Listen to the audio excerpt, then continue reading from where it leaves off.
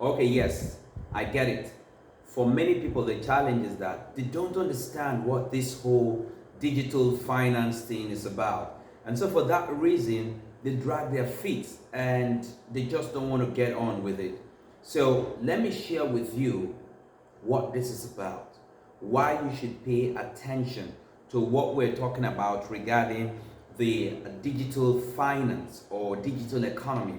Okay, in this case, we're talking about cryptocurrency. Don't go away. Don't go away. I just want to share with you because I understand. I think I understand the pain. We are used to traditional businesses, things that we can see with our eyes, things that we can feel. And it's not for any reason. It's probably in many cases because you have been talked into putting your money into something that you do not see and something that you do not have control over, and it hasn't panned out well.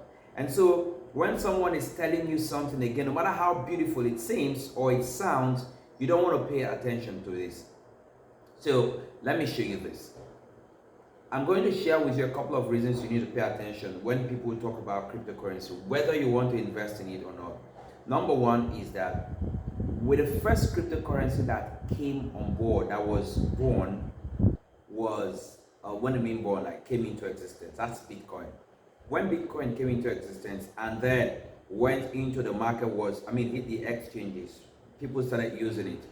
Far back in 20, it came out in 29, but then people started using it in 2010.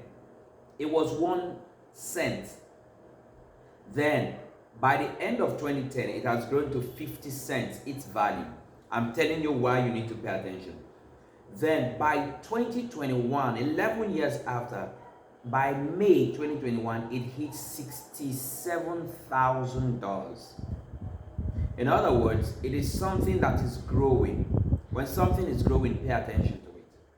Number two reason is that while the money that we know, which is fiat currency, naira, kobo, or dollar cent, they're losing value because what you could buy with $1,000 years ago, or maybe 100,000 naira years ago, even 5,000 naira years ago, right now you need to pay a lot more. I remember in the 80s, my father bought 305, a whole car for 5,000 naira, brand new car for 5,000 naira.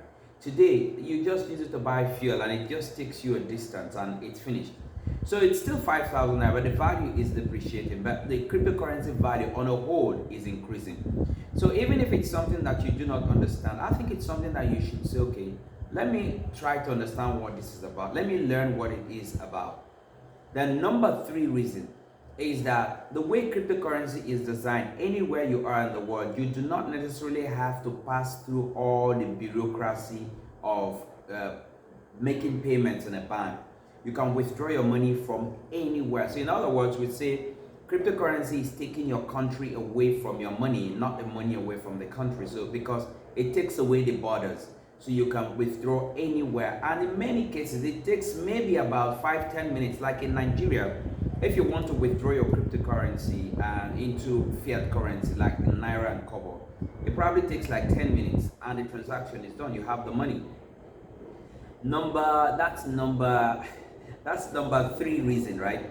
Number four reason is that institutions are going into cryptocurrency. Before now, back in the day, it was just retail people, you and I, that were talking about cryptocurrency, and institutions were actually against it. I mentioned a couple of institutions. Deloitte had done extensive research. You can go online and see what Deloitte has done extensive research on institutions and cryptocurrencies. And you find that institutions are actually going into cryptocurrencies big time. For instance, I think MicroStrat have said that as of December 2020, they had over $1 billion worth of Bitcoin that passed through their system. Okay, and then BlackRock is one of the biggest, if not the biggest, asset managers. Okay, worth about $7.81 trillion. I hope I'm correct. They are also going into cryptocurrency, so you can actually go online and check BlackRock and Bitcoin. You'll see then that they're also going into that. Then we have Visa going into cryptocurrency too. Okay, so lots of organizations are going into cryptocurrency. I'm answering the question, why should you even begin to pay attention to when they talk about cryptocurrency instead of just completely dismissing it. Okay, it's not something you should completely dismiss. I'm just educating you. Then the fifth reason is that apart from institutions, multi-millionaires are also going into cryptocurrency. For instance, Robert Kiyosaki talks about cryptocurrency a lot.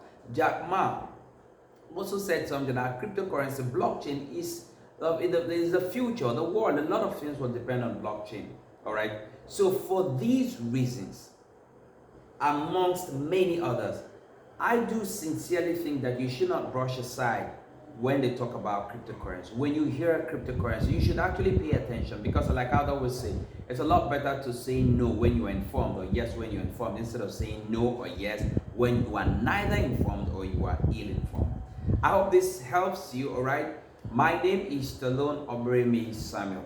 In the next video, I'll be talking about why should you pay attention to qualified advisors and mentors instead of going alone into the cryptocurrency space.